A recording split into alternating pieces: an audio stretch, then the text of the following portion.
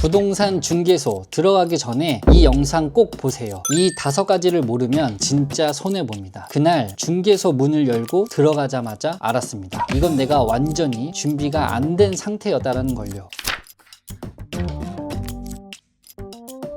처음에는 자신 있었습니다. 매매 가격도 알아봤고 전세랑 매매 차이도 공부했습니다. 근데 막상 앉자마자 공인중개사 사장님이 저에게 이렇게 묻습니다. 예산은 얼마 정도 보고 계세요? 그 한마디에 숨이 턱 하고 막히더라고요. 그래서 그날 더 이상은 탐문하지 않았지만 돌아오는 길에 스스로에게 수십 번씩 물어봤습니다. 내가 뭘 몰라서 이렇게 불안하고 긴장했을까? 그때 깨달았습니다. 집을 사는 건 단순한 거래가 아니라 인생의 선택이라는 걸요. 그래서 오늘 영상은 단순한 팁이 아니라 여러분이 부동산 중개소 문을 열기 전에 꼭 알아야 할 생존 가이드입니다. 이 5가지만 외우면 그 어떤 공인중개소 사무소를 들어가도 흔들리지 않습니다. 부동산 이야기가 나오면 누구나 긴장하게 됩니다. 금액이 크니까요. 내가 평생 모은 돈 대출 끼고 집 사는 일인데 당연히 무서울 수밖에 없습니다. 그런데 대부분 초보자들이 공통적으로 하는 말이 있습니다. 일단 부동산 가서 물어보면 되는 거 아닌가요? 그게 함정입니다. 현장은 속도전입니다. 사장님은 하루에도 수십 명을 상대하고 나는 그 중에 한 명일 뿐입니다. 그러니까 그 현장에서 주도권을 잡지 않으면 내가 묻는 게 아니라 상대가 유도하는 대답만 듣게 되는 겁니다. 오늘 영상의 목적은 명확합니다. 여러분이 묻는 사람이 아니라 판단하는 사람으로 바뀌는 겁니다. 첫 번째, 노트에 필기하지 말고 녹음을 하세요입니다. 저는 매매 현장에서도 녹음기의 중요성을 뼈저리게 느꼈습니다. 처음에는 메모하면 되지라고 가볍게 생각했습니다. 그런데 10분만 지나면 모든 숫자가 머릿속에서 뒤섞이게 됩니다. 전세, 관리비, 실거래가, 세입자의 조건, 그리고 이건 금매입니다 라는 말까지 한꺼번에 들리면 도저히 기억에 남지 않습니다. 그래서 어느 순간부터는 녹음을 켜뒀습니다. 처음에는 어색하지만 한 번만 해보면 압니다. 아, 이게 진짜 나를 지켜주는 방패구나. 집에 돌아와서 녹음 파일을 다시 한번 들어보면 현장에서 흘려듣던 부분이 들리게 됩니다. 사장님이 살짝 망설이던 말투, 이건 조금 오래됐어요 라는 말 속의 함정들, 그게 다 신호라는 겁니다. 녹음은 의심이 아니라 확인입니다. 기억보다 정확한 건 기록입니다. 현장에서는 감정이 흔들릴 수 있지만 녹음은 나의 감정을 잘 정리해 줍니다. 두 번째는요, 아파트 단지의 기본적인 부분은 미리 공부하고 가기입니다. 제가 가끔 교육생분들에게 이렇게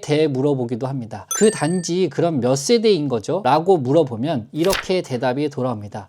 몇 세대인지까지는 잘 모르겠어요. 그게 문제라는 겁니다. 단지 규모, 준공 연도, 학군, 관리비 등 이건 다 무료 정보입니다. 네이버 부동산이라든가 국토부 실거래가에 다 나와 있습니다. 근데 이걸 모르고 가면 현장에서 사장님 말이 전부 진리인 것처럼 들리게 되는 겁니다. 그 순간 주도권은 이미 넘어갑니다. 반대로 이렇게 질문하면 달라집니다. 여기 매매 가격은 다른 단지보다 조금 높던데 혹시 이유가 있을까요? 이 한마디면 사장님은 이 손님은 진지하구나 하면서 태도가 바뀔 수 있습니다. 이건 단순한 지식이 아니라 내가 준비되어 있다라는 신호입니다. 그리고 중요한 건 이겁니다. 준비된 사람에겐 정확한 정보가 오고 모르면 듣는 사람일 뿐이고 알게 되면 정보를 이끌어내는 사람이 됩니다. 세 번째, 한 곳만 예약하지 말고 최소 3곳은 비교하시면 좋을 것 같습니다. 사람은 누구나 첫 인상에 속습니다. 첫 번째로 본 집이 유난히 좋아 보일 수 있고 여기가 나의 운명인가 보다 라는 생각까지 들게 될 수 있습니다. 그게 바로 부동산 착시 효과입니다. 첫 집을 기준으로 모든 걸 판단하게 됩니다. 그래서 한 곳만 보면 거의 90%가 후회하게 됩니다. 3곳을 보세요. 첫 번째는 감을 잡기 위한 용도, 두 번째는 비교를 하기 위한 용도입니다. 세 번째는 진짜 내가 선택하는 용도입니다. 이렇게 3곳만 돌아도 놀랍게 보일 겁니다.